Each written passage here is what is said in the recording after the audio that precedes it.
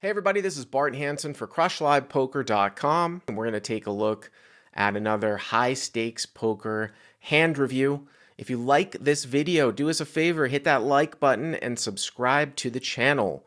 And we're playing seven-handed, and this particular hand is going to involve Tom Dwan here, just an absolute legend on high-stakes poker. He's going to bring it in for a raise from early position here to 2,500 with Queen 9 of clubs. Now it gets over to JRB here on the button. He has Ace 5 of spades. Nowadays in newer school no limit hold'em, you'll see a lot of people 3-bet this hand sort of as their primary bluff hand pre-flop. He does have the button though, so he doesn't have to knock anyone else out who's going to have position on him behind him. He chooses to just call, and I think that that is definitely okay, especially if you're going to be calling with some other sort of weaker holdings as well. Action gets over here to Bryn Kenney, and he's got King Jack of clubs here in the small blind. And this is a pretty common squeeze spot because you've got some dead money in here from the flat call from JRB on the button.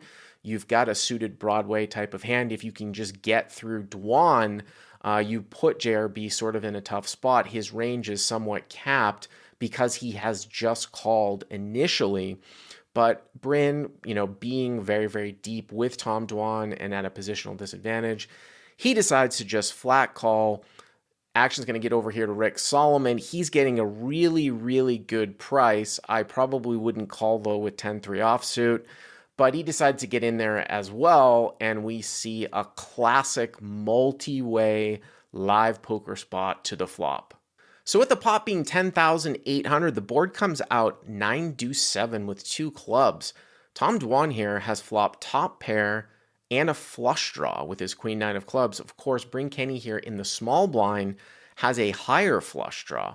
Now it gets checked over to Tom, and he actually takes quite a large sizing here, sort of multi-way. He bets 7,000. Usually you'll see people bet smaller multi-way, especially with a couple of people in the blinds. A ragged board like this one, like 9-7, is usually going to favor some people that are sort of calling rather wide. But Tom takes a larger sizing here. Obviously, JRB is going to get out of the way here on the button and gets back over here to Bryn Kenney. And Kenney chooses just to call. Some of the time, you might play a raise here with two overcards and a flush draw. He just takes it as a call. Of course, Solomon's going to get out of the way, and we move to the turn. So we roll the turn, and it's the 8 of clubs, of course. So both players now have made a flush. What's interesting here, though, is that Bryn takes a little bit of time, and he decides to actually lead out here from the blind into Dwan. This is a common play now in newer school no limit. When you're playing out of the blinds, usually a board like this would connect with you. You're going to have some straights like with Jack 10. You might have some two pair types of hands with 9-8. And of course, you could be calling with a flush draw. So there are many different hands that you can lead out with here, on the turn. You just have to be careful, though, that if you're always just leading for value and somebody's paying attention, that when you check in a spot like this, they know that you wouldn't have a flush. But Bryn leads for close to pot. He bets 22,000. Now, for Dwan, this pretty much is only a call. Really is his only option here. He only has the queen high flush. Of course, there's a possibility that Bryn Kenney could be bluffing at this card. And obviously, there are several combinations in the form of king high and ace high flushes that are better than his hand. He does have position, and these guys are super deep. But you can definitely make a strong argument that raising here as the pre-flop raiser against someone who's leading out on this turn card from the blind with your specific hand, Queen 9 of clubs, would be a little bit of an overplay. I'm not really surprised that Dwan just flat called here, and now we roll to the river. So with just under $69,000 in the pot, we roll the river, and it's the deuce of spades, so it pairs the board. And something kind of unexpected happens here. Bryn Kenney is actually going to check the river here to Dwan. You wouldn't think, if you held specifically King Jack of clubs, that Dwan really is going to have a ton of flushes here. I mean, obviously he could have ace queen of clubs, ace 10 of clubs, depending on how wide he's opening. He could have ace x of clubs. But Dwan's also going to have a fair amount of overpairs that probably just check back here. I'm actually a little bit surprised that Kenney decides to check here.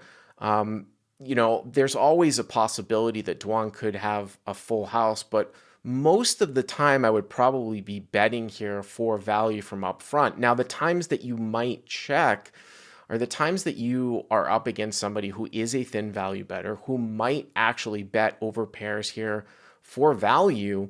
So you're basically checking to get them to value own themselves. And value own themselves means they're going to bet for value a hand that is actually weaker than your hand. And in some cases, if you check, they might bet a hand for value that they might otherwise fold if you were to bet again. Now, for Dwan, it's really, you know, somewhat of an interesting scenario here. When he gets checked to, he has to think that he has the best hand here. This is not some sort of situation where he gets check raised on the turn and then he calls and then the river pairs the board and the action stops and somebody with a higher flush might, you know, check because they're scared of a full house. The only thing that really happened here on the turn was Bryn Kenney just came out and bet. I mean, Bryn Kenney could have Jack 10, you know, some other two pair or something like that. I mean, he has to think he has the best hand, and he decides to bet here, you know, 53,000 for value, absolutely thinking he has the best hand.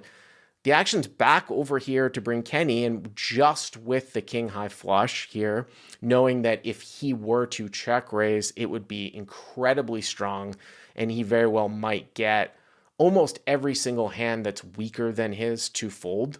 So when you're ever in a situation where you're really only going to have better call you and maybe everything weaker fold, then the play here is the call. Obviously, if he knew specifically Dwan had the queen high flush, he very well may have check raised. And if Bryn had the ace high flush, maybe he plays a check raise here on the river as well.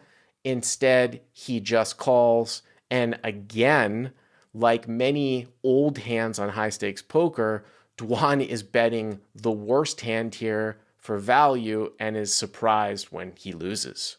We will have many, many more high stakes poker, the newest season, hand reviews right here. Do us a favor, hit that like button and subscribe to the channel. If you like what you've seen here, please hit the subscribe button. To check out crushlivepoker.com, click on the link in the description. Use the code YTA300 to get the first 30 days for free.